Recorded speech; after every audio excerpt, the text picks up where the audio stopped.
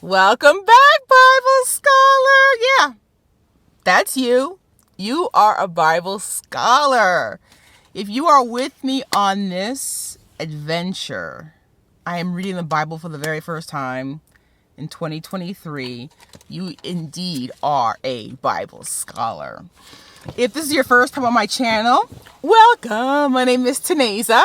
I am the mom of three hilarious children living in the heart of New York City. Like I mentioned, on an adventure to read the Bible for the very, very first time. To become a member of my YouTube family, my tribe, all you have to do is subscribe.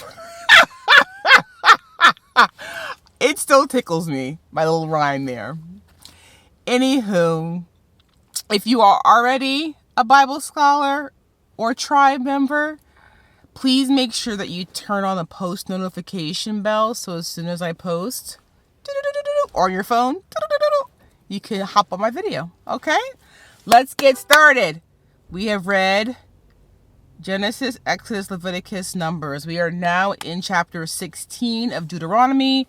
This video will be a review of Deuteronomy chapter 16, 17, 18, 19, and 20. Let's jump in. Chapter 16 is all about Passover. I actually wanted to read the first verse of chapter 16. Observe the month of Abib and celebrate the Passover of the Lord your God, because in the month of Abib, he brought you out of Egypt by night. I did not know what Abib was, so I got my Googles on. Abib is the first month of the Jewish ecclesiastical year, the first month of the ancient Hebrew calendar, and that month is April. Chapter 16 gives directions for Passover. 1. Sacrifice animals from your flock. 2. Don't eat with bread made from yeast. You must use unleavened bread for 7 days. Rule number 3, you're to finish the meat. Finish the meat the same day it's sacrificed. Do not leave any meat until the morning. Number 4, you can only sacrifice in the place the Lord gives you to sacrifice. Number 5 tells you the time.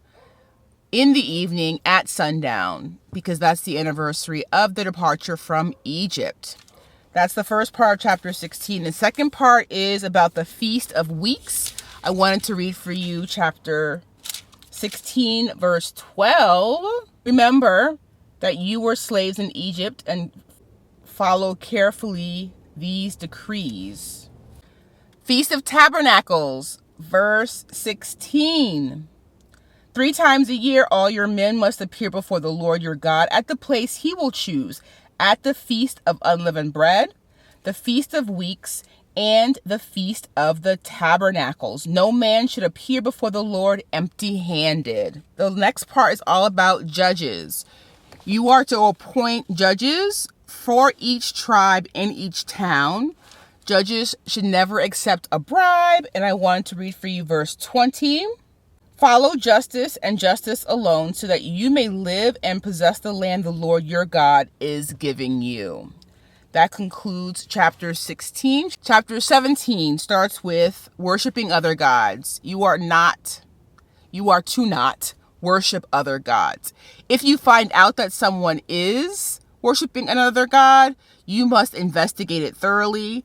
There must be 2 to 3 witnesses, and the consequence you can find in verse 5. Take the man or woman who has done this evil deed to your city gate and stone that person to death.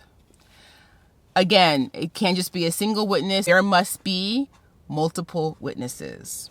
The next part of chapter 17, all about law courts. I wanted to read for you verses 8 and 9 of chapter 17. Verse 8, if cases come before your courts that are too difficult for you to judge, whether bloodshed, lawsuits, or assaults, take them to the place the Lord your God will choose.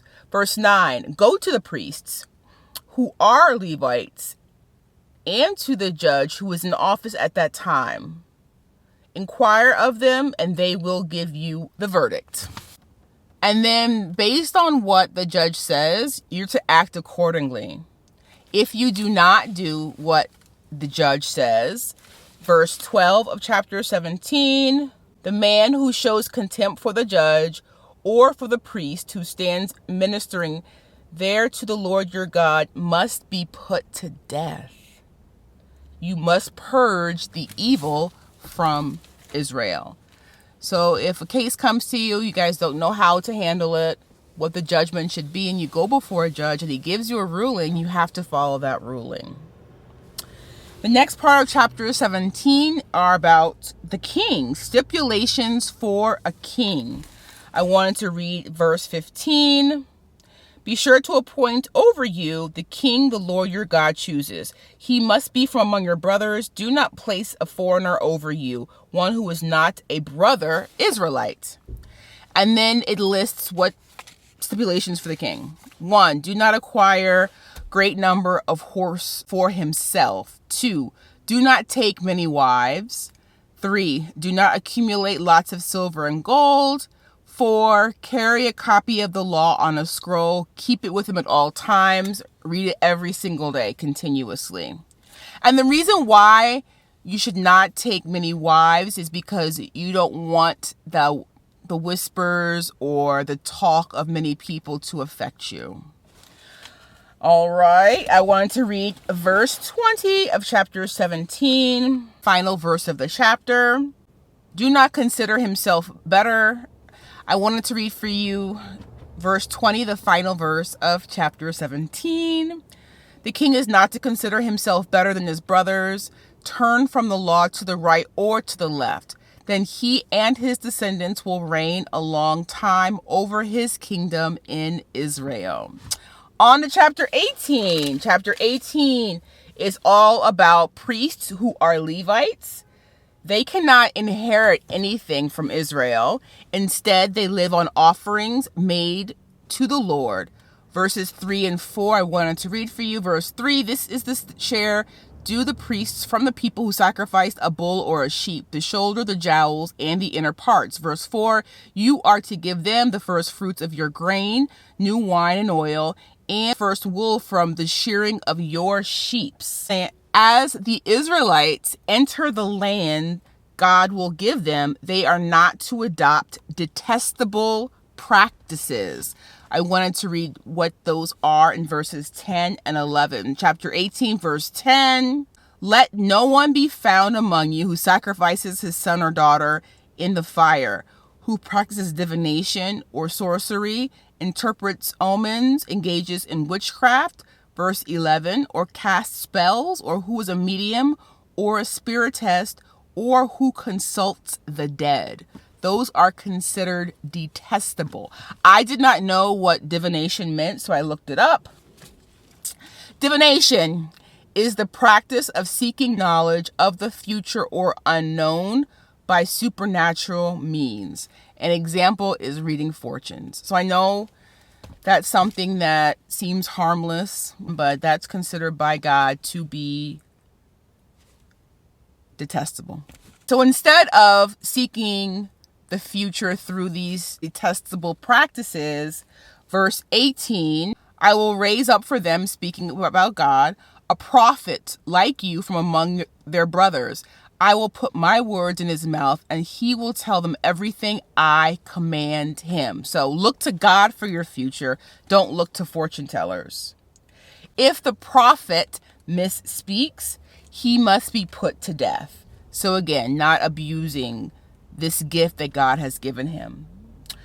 Chapter 19 is all about cities of refuge. I want to read for you verses 1 and 2. When the Lord your God has destroyed the nations whose land he is giving you, and when you have driven them out and settled in their towns and houses, verse 2, then set aside for yourselves 3 cities centrally located in the land the Lord your God is giving you to possess. And then these cities are to be a place of refuge for people convicted of murder. But he spells out what kind of murder. They must be like accidental, and they must not be intentional. I wanted to read for you verse 15 of chapter 19. Verse 15 of chapter 19. One witness is not enough to convict a man accused of any crime or offense he may have committed. A matter must be established by the testimony of 2 or 3 witnesses.